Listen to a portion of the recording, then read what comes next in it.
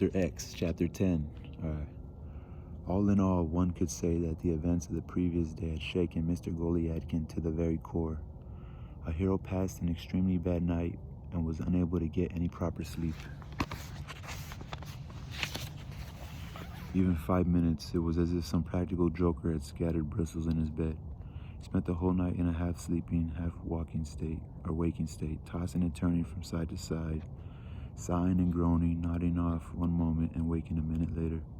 All this was accompanied by peculiar anguish, vague memories, horrid visions, and brief by every conceivable nastiness. First, in the strange, mysterious half-light, he would glimpse Andrei Filipovich, a dry, wrathful figure with a dry, harsh gaze, utterly cruelly courteous rebukes, and the moment Mr. Goliadkin began to approach Andrei Filipovich, somehow to justify himself this way or that and claim that he wasn't as black as his enemies had painted him, but was like this and that and even possessed many virtues over above his ordinary inborn qualities.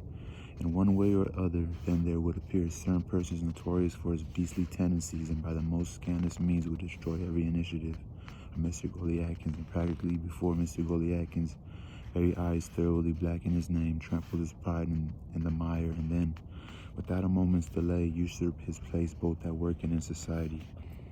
At other times, Mr. Goliadkin felt his head smarting from some insult recently dispensed and humiliatingly accepted, either in the company of his fellows or while carrying out his duties, and against which insult any form of protest would have been difficult.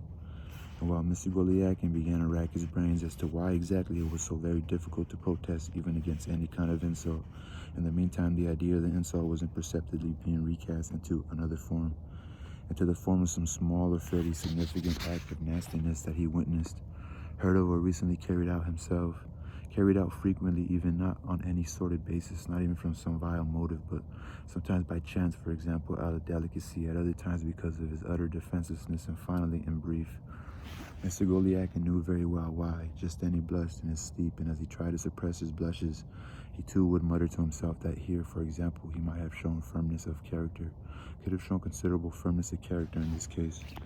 But then he concluded by asking why firmness of character, and why bring that up now. But what incensed and exasperated Mr. Goliadkin more than anything else was, whether summoned or not, at that precise moment, a certain person notorious for his disgusting and scandalous behavior would invariably turn up, and although the facts were sufficiently well known, would mutter with a nasty little grin, "What's firmness of character got to do with it? What firmness of character do you and I have, Yakov Petrovich?"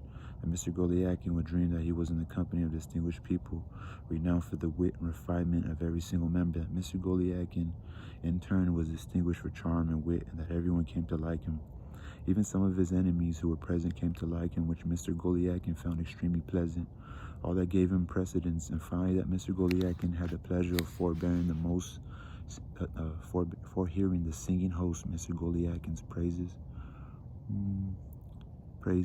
while taking one of the guests aside.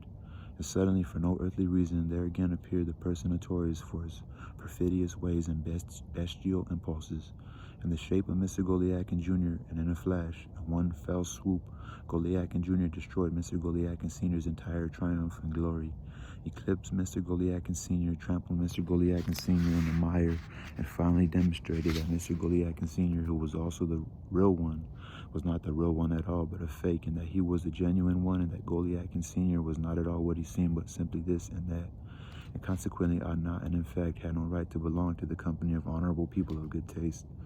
And all this happened so very quickly that Mr. Goliadkin Sr. did not manage to open his mouth before everyone. And body and soul, defected to dastardly and counterfeit Mr. Goliadkin Jr., rejected him, the authentic and innocent Mr. Goliadkin, with the profoundest contempt. Not a single person was left whose attitude had not been altered in one flash by the repellent Mr. Goliadkin to suit his own ends.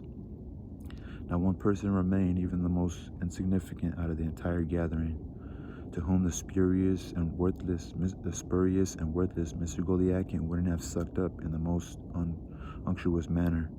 Not one person remained, even the most insignificant out of the entire gathering, to whom the spurious and worthless Mr. Goliadkin wouldn't have sucked up in the most unctuous manner, to whom he didn't toady, before whom he didn't smoke something extremely pleasant and sweet as a sign of his extreme pleasure, so that the person enveloped in smoke could only sniff and sneeze until the tears came. And most important, it all happened like lightning. The speed of movement of the suspect and worthless Mr. Goliakin was amazing. For example, no sooner had the finished sucking up to someone to win his good graces than in the blink of an eyelid he'd be with someone else. Ever so slightly he'd butter up another, extract a benevolent little smile from him, jerk his thick, round, rather dumpy legs into action, and then be off and away, making up to a third, toadying to him in the friendly fashion, and before you could open your mouth to show your surprise, there he'd be with a fourth, up to the same tricks with him. It was horrible, sheer sorcery and nothing less. And everyone was delighted with him, everyone liked him, everyone praised him to the skies, and everyone proclaimed in the unison that for amiability and satirical cast of mind, he was superior to the innocent. Authentic Mr. Goliakin, thus putting the real and authentic Mr. Goliakin to shame, and they rejected and drove out the genuine, truth-loving Mr. Goliakin, showering insults on Mr. Goliakin, so well known for his love for his neighbor. Filled with anguish, terror, and rage, the suffering Mr. Goliakin ran out into the street and tried to hire a cab to speed him straight to His Excellency's, or if not there, then at least to Andrei Filipovich's. But oh, the horror. The cabbies refused point blank to take Mr. Goliakin, saying, "We can't take two gents exactly the same, sir. A good man tries to live honestly, sir, not just anyhow, and he never comes in twos." In a paroxysm of shame, the perfectly honorable Mr. Goliakin kept looking around and in fact saw for himself with his own eyes that the cab drivers and Petrushka, who was in league with them, were all in the right, for the depraved Mr. Goliakin was actually close by, not at all far away, and in his customary dastardly way was even here at that critical moment, undoubtedly preparing to do something very improper, showing no sign of that nobility of character that is normally acquired by education, that nobility upon which the revolting Mr. Goliakin, too, was so pluming himself at every opportunity. Beside himself with shame and despair, the ruined and completely authentic Mr. Goliakin rushed off blindly at the mercy of fate wherever. But with every stride, with every thud of his foot on the granite pavement, there would spring up, as if under the ground, a completely identical Mr. Goliakin, utterly similar in depravity. And the moment they appeared, all these perfect replicas would start running one after the other and stretching out on a long chain like a gaggle of geese, would hobble behind Mr. Goliakin so that there was no escaping these replicas, so that the eminently pitiable Mr. Goliakin couldn't catch his breath for horror, so that in the end such a terrifying multitude of exact replicas was spawned that the whole city was finally jammed with these perfect replicas, and a police officer, observing such a breach of the peace, was obliged to grab all these perfect replicas by the scruff of the neck and fling them into a lockup that happened to be close at hand. Our hero would wake up rigid and frozen with horror, and rigid and frozen with horror he felt that even his waking hours were hardly spent more cheerfully. It was cruel, sheer agony. The anguish was such that it seemed his heart was being gnawed out of his breast. In the end, Mr. Goliakin could endure it no longer. "This shall not happen," he shouted, resolutely sitting up in bed, and after this exclamation he completely came to.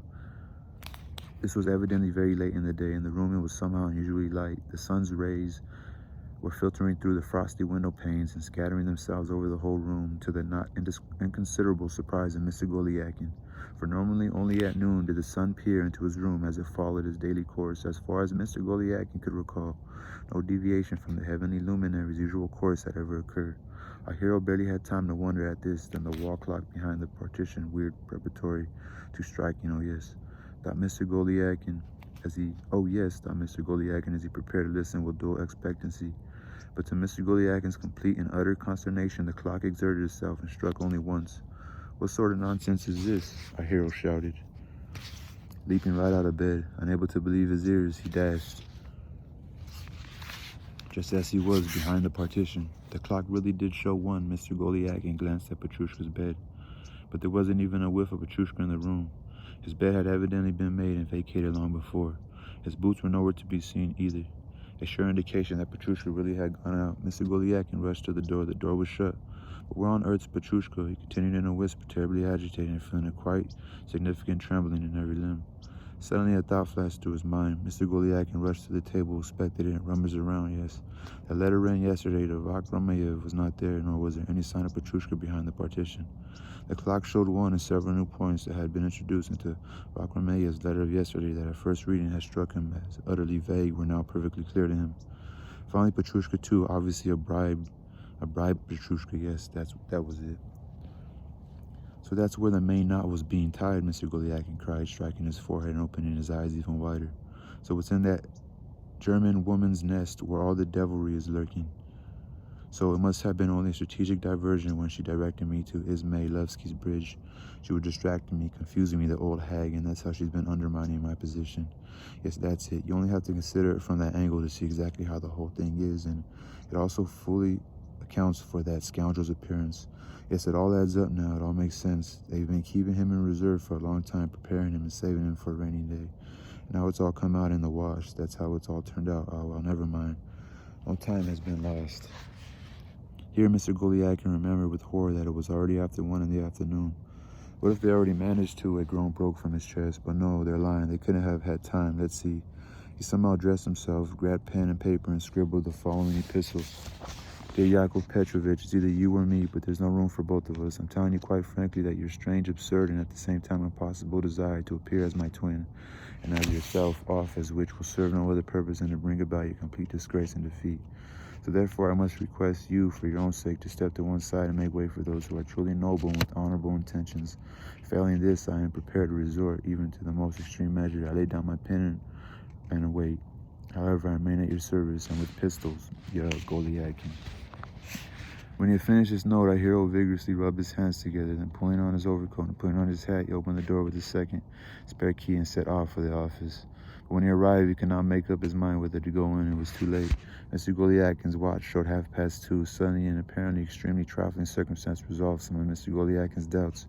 From around the corner of the office building, there suddenly appeared a small, breathless, flushed figure was stealthily darting like a rat, scuttled up the steps and then into the lobby. It was a copy clerk of Ostaviev, a man well known to Mr. Goliakin in somewhat strange circumstances and ready to do anything for 10 kopecks. Knowing Ostaviev's weak side and aware that after an absence on some very urgent private business, he was probably all the more susceptible to 10 kopeck pieces, our hero decided to be generous with him and immediately tore up the steps and then into the hall after Ostaviev called to him and with a mysterious air invited him into a secluded corner behind a huge iron. Having led him there, our hero began cross-examining him. Well, my friend, how's it going? I'm honored if you get my meaning. I do, your honor, and I wish your honor good health. Good, my friend, good. I'll make it worth your while, dear friend. Well, tell me now, how are they? What are you inquiring about, sir? Here Ostaviev for a moment gave a little support with one hand to his unexpectedly gaping mouth. I am well, you see, my friend, now, don't you go thinking things. Well, now, is Andrei Filipovich here? He's here, sir. And all the clerks here? Yes, sir, they're all here as they should be, sir. And His Excellency as well. His Excellency too, sir. Here for a second time, the clerk gave a little support to his mouth that had fallen open again and gave Mr. Goliakin a somewhat quizzical, peculiar look. At least so it appeared to our hero. Nothing special to report, old chap. No, sir, nothing at all. I mean, about me. Is there anything going on there to do with me, my friend? Anything at all? Yeah, I was just asking, you understand? No, sir, I haven't heard a thing up to now. Here the clerk again supported his mouth and gave Mr. Goliakin another peculiar look. The fact was the hero was not trying to penetrate Ostaviev's expression and read something there to see whether he was keeping something back. And he really did seem to be keeping something or other back. Actually, Ostaviev was now becoming ruder and more offhand and didn't show the same concern over Mr. Goliakin's interest as the beginning of the conversation. He's partly within his rights, thought Mr. Goliakin. After all, what am I to him? Perhaps he's already been buttered up by the other side, so that's why he was absent on urgent private business. Oh well, better give, Mr. Goliakin understood that the time for 10 kopeck pieces had arrived.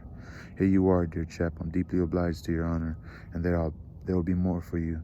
Yes, your honor. I'll give you even more when our business is finished as much again, understand?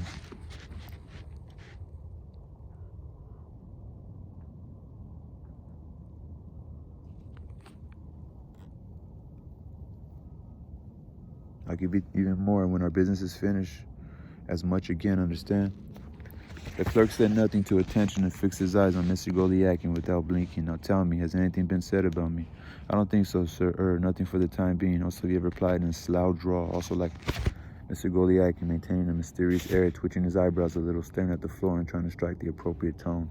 Briefly doing his utmost to earn what has been promised as what had been given, he already considered his own and fully earned. So there's nothing at all, not for the moment, sir. But listen, perhaps there will be something. Later, of course, sir, something might come up. That's bad, thought our hero. Listen, here's some more for you, old chap. Much obliged to your honor.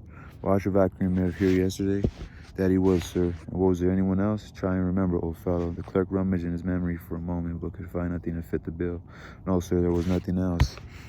Silence followed. Listen, old chap, here's another 10 kopecks for you. Just tell me all you know. all the ins and outs. Yes, sir. Dostoyevsky stood there as meek as a lamb. This is exactly what Mr. Golyakin intended or needed. Actually, no, yeah, this was... Listen, old chap, here's another 10 code books for you. Just tell me all you know. Yes, sir, Miss Soviet. Okay, this is exactly what Mr. Golyakin needed. Dostoyevsky stood there as meek as a lamb. Tell me, old chap, what sort of footing is he on? Not bad, sir. Very good, sir, the clerk replied, staring hard at Mr. Golyakin. So how good? He's all right, sir. Here Dostoyevsky twitched his eyebrows significantly, but now he was decidedly all at sea and did not know what to say. That's bad, thought Mr. Golyakin. Is there really nothing further to report with him and Vakramiev? Vakramiev is like a German. Everything's as it was before. Think hard. Well, they do say that. What do they say? Dostoyevsky propped his mouth again for a moment. Isn't there a letter for me from there? Well, Mikheviev, the caretaker, went to Vakramev's flat today, to that German woman of theirs, so I'll go and ask if you like. Please do me the favor, old chap, for God's sake. I'm only saying. Don't you go thinking things. I'm only just saying, but ask a few questions. Find out if they are cooking anything up that concerns me. Find out how he's acting. That's what I need to know. Now you go and find that out, dear chap, and I'll reward you for it later. Yes, Your Honor, but Ivan and Semyonich were sitting in your place today, sir. Ivan Semyonich? Oh, was he now? Really? Andrei Filipovich showed him where to sit, sir. Oh, really? How did that come about? Now you go and find that out, for God's sake. Go and find that out. If you find everything out, I'll reward you for it, dear chap. That's what I want. But don't go thinking things, old chap. Yes, sir, I'll go up right away, sir. But aren't you coming in today, Your Honor? No, my friend. I've only come to have a look, but I'll show you my gratitude later, my dear chap. Very good, sir. The clerk swiftly and zealously ran upstairs, and Mr. Golyakin was left alone. This is bad, he thought. It was bad, very bad. Oh, dear, that little business of ours. How bad it seems now. What could all this mean? What exactly does some of that drunkard's hints mean, for example? Whose trickery is it? Ah, now I know whose trickery it is. This is the kind of trickery it is. They probably got to know. Then they sat him there, but hold on a moment. Did they put him there? It was Andrei Filipovich who put him there, that Ivan Semyonovich, but why did he make him sit there? For what precise purpose did he put him there? They probably found out. It's all Vakramev's work. No, not Vakramiev. He's as thick as two planks, that Vakramiev, but all of them are working for him, and that's precisely why they put that scoundrel up to it. And the one-eyed German slut went and complained. I always suspected that was more to this simple intrigue, that there was something behind all those old wives' tales. I said as much to Christian Ivanovich. They vowed to murder someone, I said, in the moral sense, and they've got Carolina Ivanovich in their clutches. No, there are clearly experts at work here, that's for sure. Yes, my dear sir, an expert's hand is at work here, not Vakramev's. I said all along that Vakramev's stupid, and this is, but now I know who's working for all of them here. It's that blackguard who's working for them, that imposter. He's clinging to that one thing, and it partly helps to explain his success in the highest society. But really, I'd like to know what footing he's on. What's he doing there with them? But why on earth did they take on Ivan Semyonovich? What the hell did they need from him? As if they couldn't get anyone else. Still, it would have come to the same thing, whoever they put there. But what I do know is that I've had my suspicions about Ivan Semyonovich for a long time. I've noticed ages ago. What a nasty old man he is. So vile. They say he lends money and charges exorbitant interest, just like a Jew. And all this is masterminded by the bear. The bear is mixed up in the whole proceedings. That's how it all began. It was at Izmailovsky Bridge. That's how it all began. Here, Mr. Golyakin screwed up his face as if he had been into a lemon. Mostly likely, having remembered something very unpleasant. Well, now it doesn't matter, he thought. All this time I've been worrying about my own troubles, but why doesn't that Dostoyevsky come? Probably sitting down somewhere, been held up for some reason. It's partly a good thing, in fact, that I'm doing some intriguing and undermining of my own. I only had to give Dostoyevsky 10 kopecks and he's well on my side. But that's the thing, is he really on my side? Perhaps for their part, they've done the same for their side too.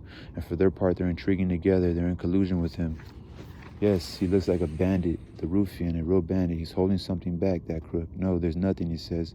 And I'm deeply obliged to your honor. Oh, you rotten crook. There was a noise. Mr. Golyakin shrank back and jumped behind the stove. Someone came down the stairs and went out into the street. Who could I be leaving at this time? Our hero wondered. A minute later, someone's footsteps rang out again. Here, Mr. Golyakin couldn't resist poking out the top of his nose ever so slightly from behind the parapet, and he immediately withdrew it as if someone had pricked it with the pin.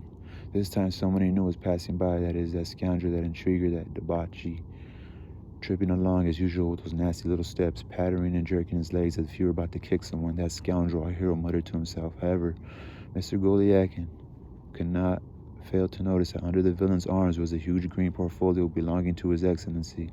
He's on another special mission, thought Mr. Golyakin, flushing and shrinking into himself, still more in annoyance.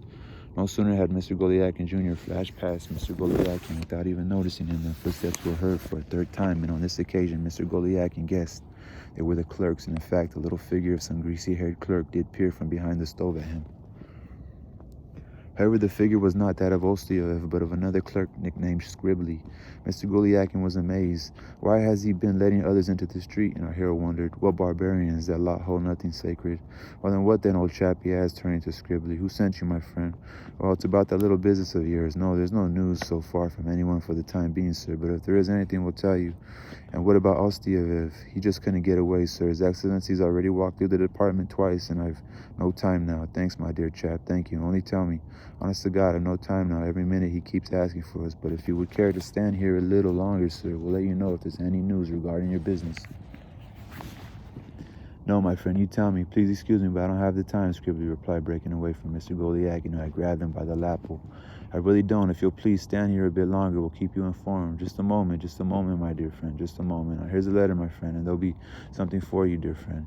Yes, sir. Try and give it to Mr. Golyakin, dear chap. Mr. Golyakin? Yes, my friend. Mr. Golyakin. Well, very sir, as soon as I've cleared up here, I'll take it, and in the meantime, you stand here and no one will see you. No, my friend, no go thinking that. I'm not simply standing here so that no one can see me, but I won't be here, my friend. I'll be over there in the side street.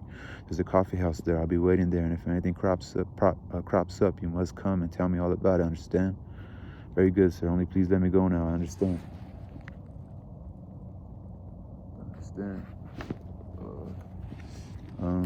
Very good, sir. Only please let me go now, understand?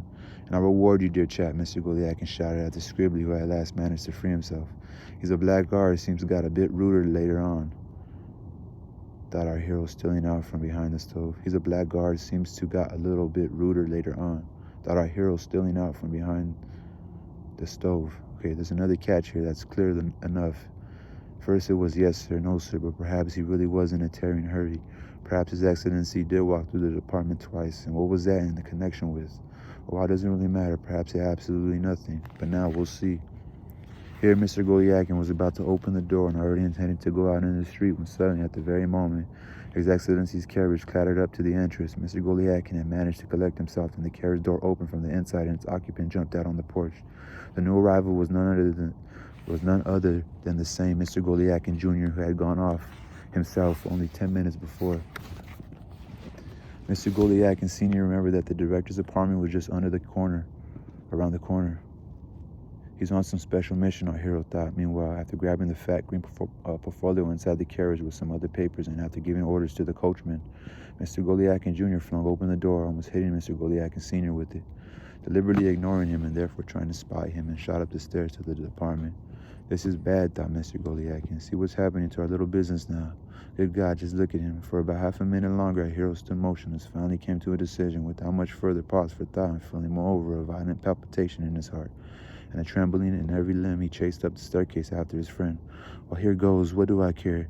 I'm to one side of all this, he reflected, removing his hat, overcoat, galoshes in the anteroom. It was already dusk when Mr. Golyakin entered his department. Neither Andrei Filipovich nor Anton Antonovich was in the room. Both were in the director's office with the reports. The director, as rumor had it, was in turn hurrying to report to his Supreme Excellency.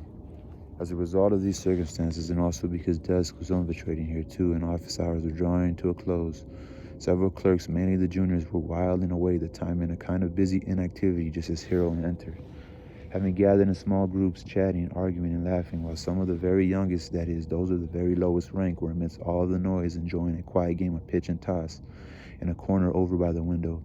Aware of decorum and feeling just at the moment a special need to find favor and get in with everyone, Mr. Golyakin immediately approached whoever he was on good terms with to wish them good day, etc., but his colleagues responded somewhat strangely to Mr. Golyakin's greetings. He was unpleasantly struck by the general chilliness, dryness, and one might even say a certain stilliness in the reception he got. No one held out his hand. Some simply said hello and walked away. Others merely nodded. One just turned his back, pretending not to have noticed him. Finally, several of them, and this riled Mr. Golyakin most of all, several of the youngest clerks, the lowest of the low, mere whippersnappers who, as Mr. Golyakin so rightly commented, were fit only for playing pitch and toss, given the chance, and loafing around somewhere, gathered in small groups, gradually surrounding Mr. Golyakin and thus almost barring his exit. They all stared at him with a kind of insolent curiosity. The omens were bad. Mr. Golyakin realized that and sensibly prepared for his part to take notice. Suddenly, a complete, unexpected event finished him off as they utterly annihilated Mr. Golyakin. Among the small crowd of the young surrounding colleagues, as it deliberately at the most distressing moment for Golyakin, there suddenly appeared Golyakin Jr., cheerful as ever, smiling and frivolous as ever, in short, mischievous, capering, toadying, guffawing, nimble of the tongue, and as foot as ever. Just as before, just as yesterday, for example. He grinned, gambled, pranced, and twisted around with a smile that seemed to say good evening to everyone. He wormed his way into the small crowd of clerks, shaking hands with one, patting another on the shoulder, hugging another, explaining to a fourth exactly the kind of mission His Excellency had employed for him, where he had gone, what he had done, what he had brought back with him. To a fifth, probably his best friend, he gave a smacking kiss right on the lips. In brief, everything was happening exactly as in Mr. Golyakin Sr.'s dream. After having his fill of dancing about, after finishing with everyone in his own unique way, manipulating them all to his own ends, whether he needed to or not, having slobbered over all and sundry to his heart's content, Mr. Golyakin Jr. suddenly, and most probably in error up to that moment, he had not had time to notice his oldest friend. Even offered his hand to Mr. Golyakin Sr. as well. Probably also in error, although he had in fact ample time to notice the dishonorable Mr. Golyakin Jr., our hero, immediately eagerly grasped so unexpectedly extended hand and shook it in the friendliest, firmest manner, shook it as if prompted by some strange, quite unexpected inner pulse, with a lachrymose Lachrymose feeling. Whether our hero had been deceived by his worthless enemy's first movement, or was simply at a loss, or sensed and acknowledged in his heart of hearts the full extent of his own defenselessness, it's difficult to say. The fact is, Mr. Golyakin Sr., in full possession of his faculties, of his own free will, and before witnesses, solemnly shook hands with the person he had termed his mortal foe. But what was the amazement, the frenzy, and the rage, the horror and shame of Mr. Golyakin Sr. when his foe and his deadly enemy, the ignoble Mr. Golyakin Jr., observing the error of the persecuted and innocent man he had so perfidiously deceived without shame, without feeling or compassion, suddenly, with insufferable effrontery and rudeness, snatched his hand away from Mr. Golyakin Sr. Not only that, he shook his hand as if he had just dirtied it on something really nasty, spat to one side, accompanying all this with the most obscene gesture. What is more, he took out his handkerchief and then, in the most unseemly manner, used it to wipe every one of his fingers that had momentarily been resting in Mr. Golyakin Sr.'s hand. Acting in this manner, Mr. Golyakin Jr., in his usual dastardly fashion, looked around deliberately, made sure that everyone was witnessing his behavior, looked around in the eye, clearly trying to inspire them with all that was most unfavorable with regard to Mr. Golyakin Sr. The loathsome Mr. Golyakin Jr.'s conduct seemed to arouse the universal indignation of the surrounding clerks. Even the empty-handed, most junior clerks showed their displeasure. All around there was murmuring and discussion. The general stir could not fail to escape Golyakin Sr.'s ears, but suddenly a well-timed little witticism that had meanwhile been simmering in Golyakin Jr.'s lips shattered and destroyed our hero's last hopes, tipping the balance once again in favor of his deadly and worthless enemy. This is our Russian Faublas. Gentlemen, allow me to introduce the young Faublas, squeaked Golyakin Jr. with his own unique insolence, mincing and winding his way through the clerks, pointing out to them the petrified and at the same time frenzied, genuine Mr. Golyakin. Give us a kiss, sweetie pie, continued with intolerable familiarity, moving towards the man he had so treacherously insulted. The worthless Mr. Golyakin's witticism seemed to have found a ready response in the right quarters, all the more so as it contained a cunning allusion to a certain incident that was clearly already public knowledge. Our hero felt the heavy hand of his enemies on his shoulders. However, his mind was already made up, with eyes blazing, a fixed smile on his pallid face. He managed to extricate himself from the crowd, and with uneven, hurried steps, headed straight for His Excellency's office. In the penultimate room, he was met by Andrei Filipovich, who had only just left His Excellency, and although there were quite a number of other people of all kinds in one room, at that moment complete strangers to Mr. Golyakin, nonetheless, our hero did not choose to pay any attention to such a circumstance. Boldly, directly, decisively, almost surprised at himself and inwardly praising himself for his daring, without further ado, he directly accosted Andrei Filipovich, who was considerably startled at such an unexpected assault. What do you want?" asked the departmental chief, not listening to Mr. Golyakin, who had stumbled over some words. Andrei Filipovich, Andrei Filipovich, Have a talk right away, face to face with His Excellency. Our hero articulated volubly and distinctly, giving Andrei Filipovich the most determined look. What, sir? Of course you can, Andrei Filipovich replied, looking Mr. Golyakin up and down from head to foot. I'm saying this, Andrei Filipovich, because I'm amazed no one here is prepared to unmask an impostor and scoundrel. What, sir? A blackguard, Andrei Filipovich. And to whom are you pleased to refer in such a manner? A certain person, Andrei Filipovich. I, Andrei Filipovich, am referring to a certain person. I'm within my rights. I think, Andrei Filipovich, that the authorities should encourage such actions, added Mr. Golyakin, clearly forgetting himself. You can probably see for yourself, Andrei Filipovich, that this honorable action demonstrates my undivided loyalty and good intentions. To accept the authorities as a father, Andrei Filipovich, to accept the benevolent authorities as a father, and I blindly entrust my destiny to them. That's to say, so to speak, that's how it is. Here Mr. Golyakin's voice trembled, his face grew flushed, and 2 tears trickled down his eyelashes. As he listened to Mr. Golyakin, Andrei Filipovich was so amazed that he involuntarily staggered back a couple of steps. Then he looked around uneasily. It's difficult to say how all this would have ended, but suddenly the door to His Excellency's room opened, and he emerged in person, accompanied by several officials, every single person in the room following in his wake. His Excellency summoned Andrei Filipovich and walked beside him, embarking on a conversation about some business matters. When they had all moved on and left the room, Mr. Golyakin came to his senses, a little more relaxed now. He took shelter under the wing of Anton Antonovich Setochin, who in turn came stumping along last of all, and as it seemed to Mr. Golyakin with a terribly stern and apprehensive look. I really let my tongue run away with me and made a mess of things here as well. He thought, oh, well, not to worry. I hope, Anton Antonovich, that you at least agreed to hear me out and investigate my circumstances, he said quietly, his voice still trembling somewhat with emotion. Rejected by all, I appeal to you. I am still at a loss to the meaning of Andrei Filipovich's words. Anton Antonovich, please explain if you can. All will be explained in its own good time, Anton Antonovich replied sternly and deliberately, and with a look that gave Mr. Golyakin clearly to understand that he had no desire whatsoever to continue the conversation. You'll know everything very soon. You'll be officially notified about everything today. What do you mean officially, Anton Antonovich? Why exactly officially, sir? Our hero inquired sheepishly. It's not for us to question the decisions of the authorities, Yakov Petrovich. But why the authorities, Anton Antonovich? Mr. Golyakin, even more daunted. Why the authorities? I can see no reason why they need to be troubled in this score. Anton Antonovich, perhaps you want to say something about what happened yesterday, Anton Antonovich. No, it has nothing to do with yesterday. It's something else that's not up to scratch as far as you're concerned.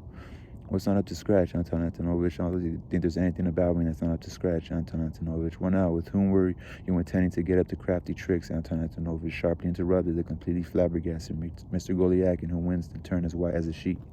Of course, Anton Antonovich, he said in a barely audible voice, if you heed the voice of slander and listen to your enemies without letting the other side justify itself, then of course, one has to suffer, Anton Antonovich, suffer innocently for nothing. Exactly, but what about your unseemly conduct prejudicial to the reputation of that noble young lady who belongs to that virtuous, highly respected, and well-known family that has been so good to you? What conduct do you mean, Anton Antonovich? What I say regarding your laudable behavior towards that young lady who, although poor, is of honorable foreign extraction. Are you not aware of that either? Excuse me, Anton Antonovich, please be good enough to hear me out. In your perfidious conduct, you're slandering another person, accusing another person of something you yourself are guilty of, eh? What would you call that? I, Anton Antonovich, didn't turn him out, said our hero, beginning to tremble.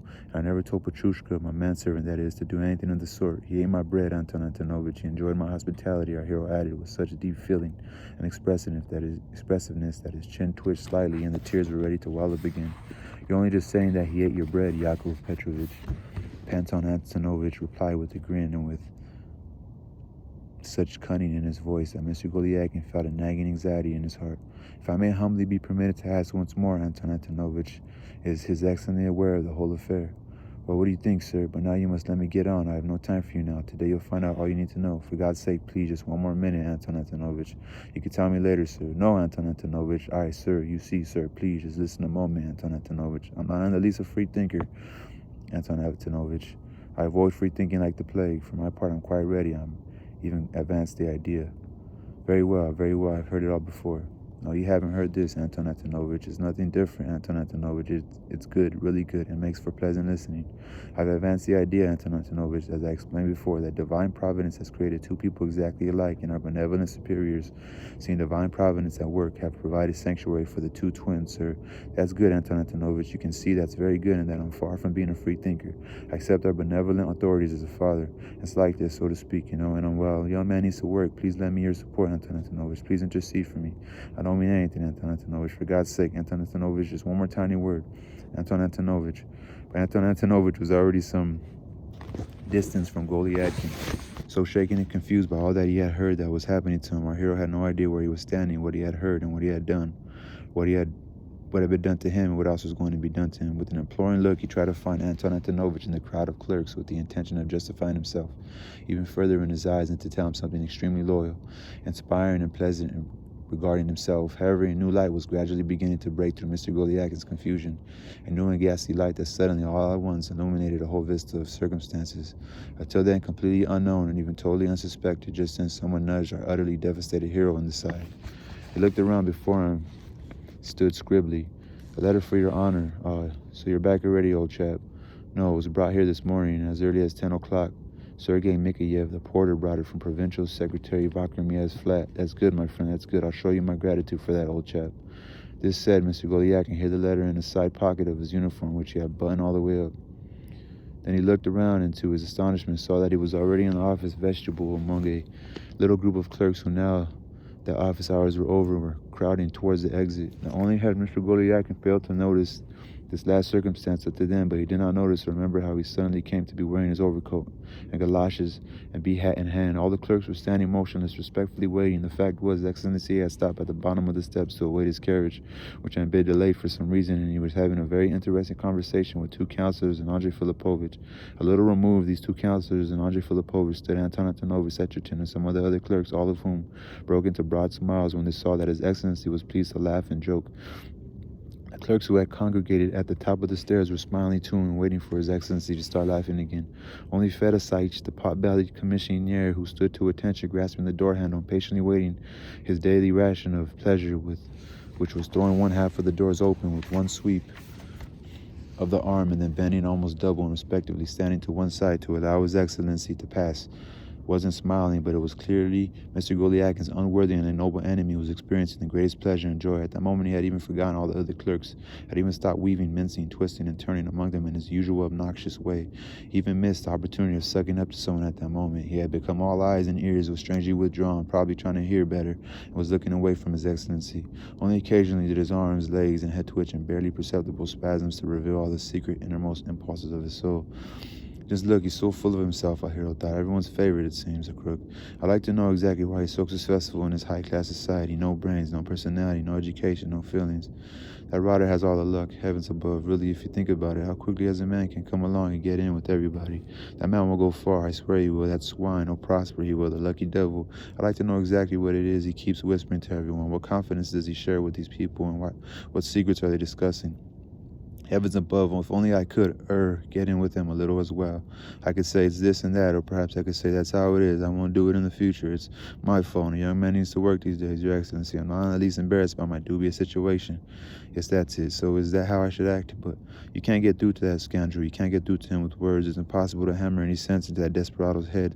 Still, I have a try. If I happen to hit on a good time, I'll have a shot at it. In his anxiety, agitation, and confusion, feeling that he could not possibly leave things as they were, the critical moment was now at hand that he needed to have things out with someone. Our hero was gradually moving a little nearer to where his unworthy and mysterious friend was standing. But at that moment, the long-awaited carriage clattered up to the entrance. Fedosyich put open the door, bent double, and let His Excellency pass. All the clerks who had been waiting surged forward in one mass towards the exit and for a moment shoved Mr. Golyadkin Sr. away from Golyadkin Jr. He won't get away, our hero thought, forcing his way through the crowd without taking his eyes off his quarry. Finally, the crowd gave way. Our hero felt free now, rushed off in pursuit of his enemy. That was a long chapter. Oh shit, people coming out there. Some nerdy people. Not nerdy, but they're over there chilling. Peace, yo.